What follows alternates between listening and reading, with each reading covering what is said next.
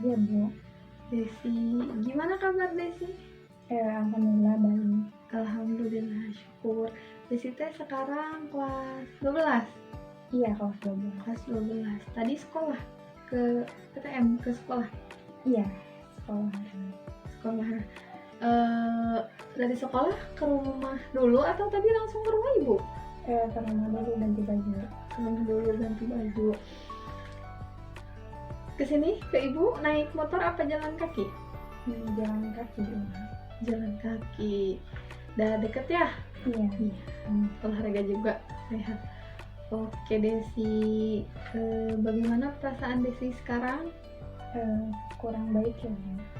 Kurang baik apa tuh yang membuat Desi kurang baik? Soalnya akhir-akhir ini tuh suka merasa cemas berlebihan gitu. Gimana itu cemas berlebihannya?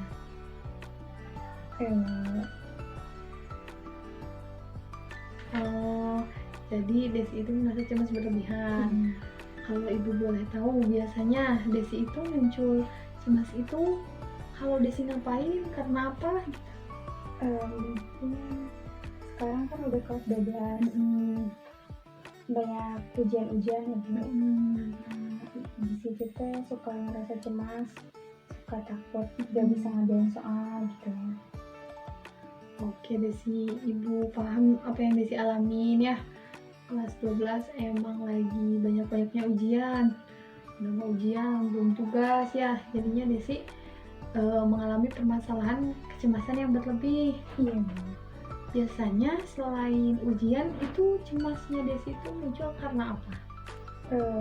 Pas disuruh ngerjain soal ke depan juga suka takut salah gitu. Takut salah, tapi pernah maju ke depan salah gitu? Iya pernah. Jadi di situ makin kesini makin takut gitu kalau maju ke depan. Oke. Jadi Desi itu cemas berlebihnya kalau misalnya ujian dan kalau disuruh ngerjain soal ke depan gitu. Jadinya cemas berlebihan. Coba ibu tanya ke Desi, biasanya dampak apa yang muncul kalau Desi itu cemas, atau respon yang muncul dari diri Desi? Deg-degan, terus suka nangis gitu. Tapi tetap berdoa juga supaya diberi kemudahan. Iya, berdoa mah harus ya, biar diberi kemudahan. Nah tadi kan Desi menyebutkan ada 2 dampak ya.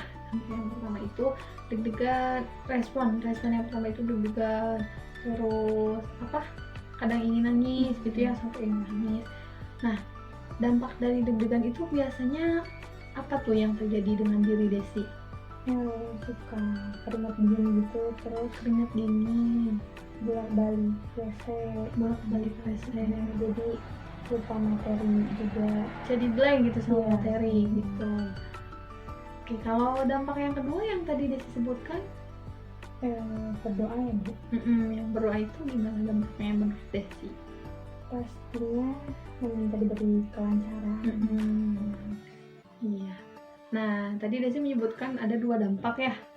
Yang pertama itu dampak deg-degan sampai ingin nangis, yang jadinya itu bikin keringat dingin. Terus Desi itu jadi ngeblank sama materi. Terus dampak yang kedua itu berdoa kepada Allah, yang mana dampaknya itu meminta kemudahan kepada Allah. Dari dampak yang tadi Desi sebutkan, menurut Desi ada nggak sih dampak yang positif? Ada Bu, yang mana? Berdoa itu. Berdoa. Kenapa dampak positif? Karena kan kita minta diberi kemudahan. Diberi kemudahan biar ujiannya mudah. Oke, betul ya. Jadi berdoa itu merupakan salah satu respon positif dari diri kita ketika kita dihadapkan atau ketika kita dalam situasi tertekan. Selain berdoa, kira-kira menurut Desi apa tuh yang Desi bisa lakukan untuk menghadapi ujian? Apa coba menurut Desi? Mungkin kalau mau ujian harus belajar memahami materi, latihan soal, ya kayak gitu. Dan jangan lupa berdoa juga. banyak sebenarnya yang bisa Desi lakukan ya. Salah satu contohnya yang tadi belajar dan latihan soal-soal untuk menguasai materi sebelum ujian.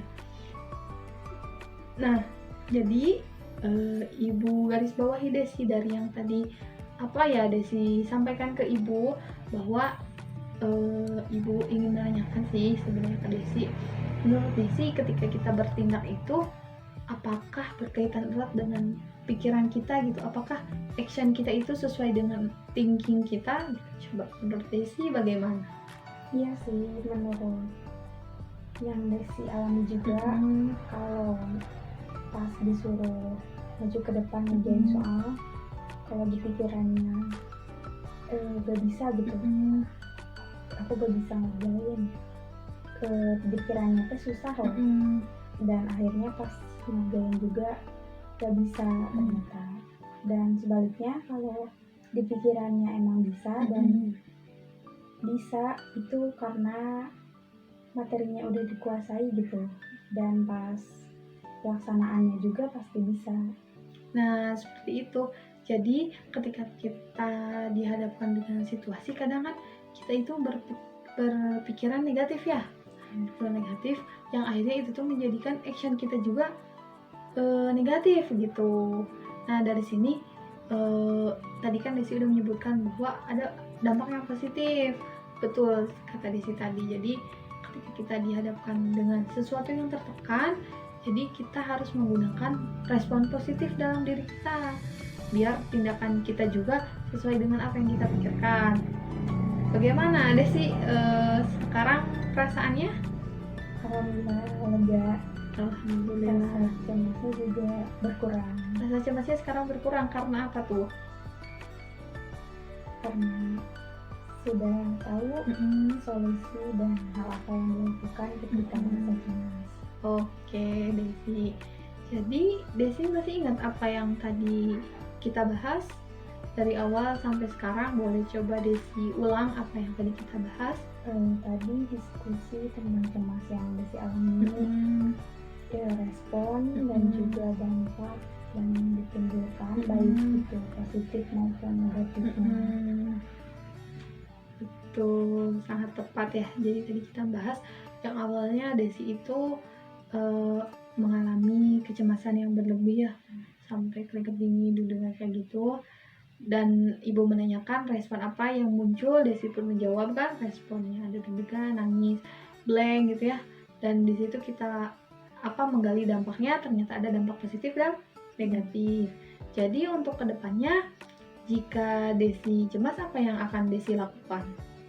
Pastinya pertama berdoa, terus seperti yang tadi juga harus belajar ya karena ujian, mendalami materi, baca-baca buku, terus latihan-latihan mengerjakan soal. Oke, gimana dari yang tadi Desi sampaikan itu bakal dilakukan ketika nanti Desi cemas? Insya Allah dilakukan. Oke, semoga dapat mengimplementasikan ya. Jadi ketika nanti cemas tuh seperti yang tadi Desi katakan, Desi bisa mengambil pemikiran yang positif, bertindak positif gitu. Banyak yang bisa Desi lakukan. Sampai di sini, apakah Desi paham atau ada yang masih ingin ditanyakan? Saat ini paham ya Bu, dan sudah cukup gitu. Oke, sudah cukup, sudah paham. Jika seperti itu, untuk keseling kita kali ini cukup sampai di sini dulu ya, untuk melihat bagaimana progres Desi ke depannya, karena emang perubahan itu kan nggak langsung otomatis ya, kita harus melihat bagaimana progresnya. Untuk itu Ibu meminta Desi 1 minggu ke depan kita melaksanakan konseling kembali dengan ditentukan bersama waktunya. Gimana tuh Desi? Siap Bu. Hari Hari Sabtu. Iya. Desi ada kegiatan nggak hari Sabtu? Enggak. Nah, hari Sabtu jam 1 ya. Di rumah Ibu lagi, nggak apa-apa? Iya. Ya, Ibu tunggu jam 1 hari Sabtu. Untuk keseling kita kali ini kita cukupkan sampai di sini. Ibu harap Desi bisa melakukan perubahan dalam diri Desi dan bisa menjadi lebih baik lagi. Sekian dari Ibu. Wassalamualaikum warahmatullahi wabarakatuh. Waalaikumsalam warahmatullahi wabarakatuh. Gimana kabar Desi sekarang?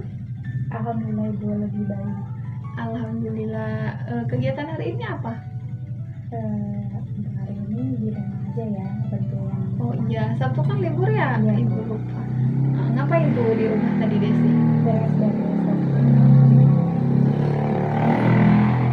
Desi sesuai dengan kesepakatan kita minggu lalu ya di sini. Ibu akan melaksanakan konseling kembali untuk melihat bagaimana progres Desi setelah melaksanakan konseling dengan Ibu minggu lalu.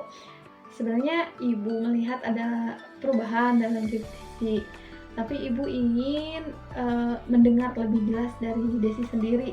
Coba boleh Desi ceritakan apa yang Desi alami? Iya, pastinya ada perubahan dari minggu lalu.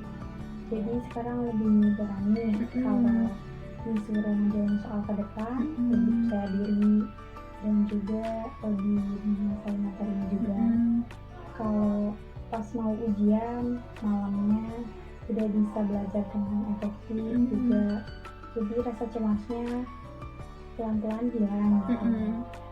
Alhamdulillah, Ibu kasih jempol karena Desi udah melakukan perubahan dalam diri Desi.